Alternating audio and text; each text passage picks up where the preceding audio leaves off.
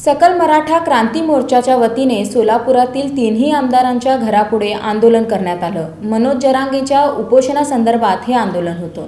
मराठा आरक्षण प्रश्नी मनोज जरांगे पाटील यांना सरकारच्या शिष्टमंडळाने भेटून त्यांचं उपोषण लवकरात लवकर सोडवावं या मागणीसाठी सकल मराठा क्रांती मोर्चाच्या वतीनं आमदार प्रणिती शिंदे, आमदार सुभाष देशमुख, आमदार विजयकुमार देशमुख यांच्या घरासमोर आंदोलन केलं।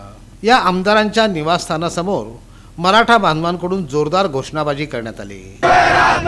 कोण म्हणतोय देत नाही बांधवान कोंबडी चोर नरेंद्राचा निषेध, छगन भुजबळचा निषेध, या सरकारचं करायचं काय।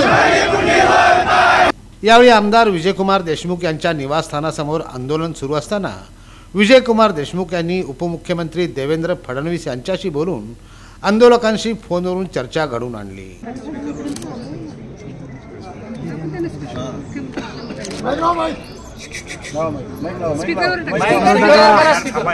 साहेब माऊली पवार बोलतोय, सोलापूर मराठा क्रांती मोर्चा आंदोलक। आता मीडिया साहेब सगळी समोर आहे, सगळे तुम्हाला ऐकायला आमदार साहेब समोर आहेत। आम्हाला आरक्षणाच्या अगोदर आमच्या मराठा योद्धा जरांगे पाटलाचा जीव तुम्ही वाचवला पाहिजे साहेब।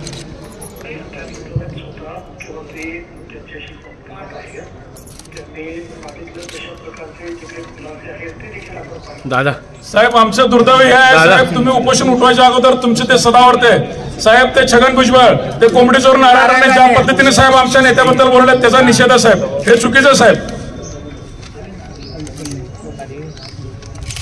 त्यानंतर आंदोलकांनी आमदार प्रणिती शिंदे यांच्या निवासस्थानासमोर ठिय्या आंदोलन केलं। त्याचप्रमाणे प्रचंड घोषणाबाजीही केली। परंतु आमदार प्रणिती शिंदे ह्या बैठकीसाठी बाहेर गावी गेल्या आहेत। परंतु त्यांनी फोनवरून आपण तुमच्या सोबत आहोत, आपल्याला न्याय मिळवून देऊ असं त्यांनी सांगितलं। इकडे आमचे काँग्रेसचे आमदार आहेत, त्यांच्या घरी हा जो मोर्चा आहे तो कोणाच्याही आला नाही, तर सोलापुरात आलाय हा मोर्चा। आणि काँग्रेस पक्षाची भूमिका नेहमी तुमच्या सोबतच आहे। आम्ही ते 20 तारखेला मानणारच आहोत। विरोधी पक्षनेता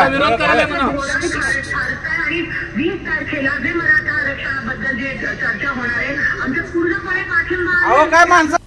यानंतर सर्व आंदोलकांनी आमदार सुभाष देशमुख यांच्या निवासस्थानी आपला मोर्चा वळवला। जोरदार घोषणाबाजी करत ठिय्या आंदोलन केलं। आमदार सुभाष देशमुख यांनी सर्व आंदोलकांशी फोनवरून संवाद साधला। आरक्षण मिळालं पाहिजे अशी भूमिका तुम्ही आपल्या सोलापूर वासियांकडून घ्यावी याचं निवेदन घेऊन आपण आलेलो आहे। निवेदन स्वीकारतोय, तुमच्या भावना स्वीकारलेल्या त्या अध्यादेश जो काढलेला आहे तो अध्यादेश जवळपास कायद्याचाच हे असतो, फक्त त्याला अधिकृत मान्यता सभागृहाची लागते आणि अधिकृत मान्यता सभागृहाची असल्याशिवाय तो 6 महिन्यापेक्षा जास्त कालावधी रोखू शकत नाही। आता हा अध्यादेशाचा 6 महिने जरी कालावधी असला तरी समजा समाजाच्या भावना पाहता स्पेशल अधिवेशन 20 तारखेला घेतलं आणि ह्या अधिवेशनात दुसरी कोणतीही चर्चा होणार नाही, केवळ मराठा समाजाचीच होती। मागच्या मंत्रिमंडळाच्या असताना सुद्धा जी भूमिका होती, त्याच्यानंतर मधल्या काळामध्ये ज्या मागच्या अधिवेशनामध्ये सुद्धा मी माझी भूमिका मांडलेली होती आणि येत्या 20 तारखेला सुद्धा आता हा अध्यादेश झालेला आहे, म्हणजे जवळपास कायदा झालेला आहे। फक्त तो अध्यादेश अधिकृत एकदा सभागृहांना त्याला मान्यता दिली की तो कायद्यात रूपांतर होत आहे।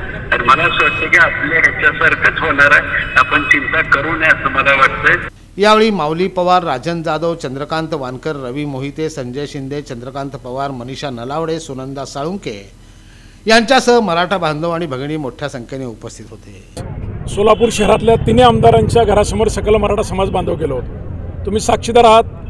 जे आमदार उपस्थित नाहीत त्यांनी फोनवरनं निवेदन स्वीकारलंय आणि त्यांना असं सांगितलंय की 50%च्या आत ओबीसी मधून जर आरक्षण तुम्ही देणार असाल तर समाज तुमच्या सोबत राहील। गुलाल सरकारनं लावलाय, मराठा समाजानं नाही लावलाय।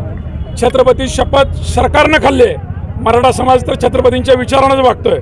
पण या नेत्याने ज्याने कोणी मनोज जरांगे पाटलांना गुलाल लावला त्यांनी त्या गुलालाचा बुक्का होणे एवढी दखल घ्यावी। 5 कोटी मराठ्यांचं नेतृत्व करणाऱ्या मनोज जरांगे पाटलाला आज 7वा दिवस आहे, उपोषणावरनं जर नाही उठलं, त्यांच्या जीवाचं जर काय बरं वाईट झालं तर या सरकारला, या सरकारच्या मंत्र्यांना, आमदार खासदारांना मराठा बांधव महाराष्ट्रातल्या कुठल्याच रस्त्यावरून फिरू देणार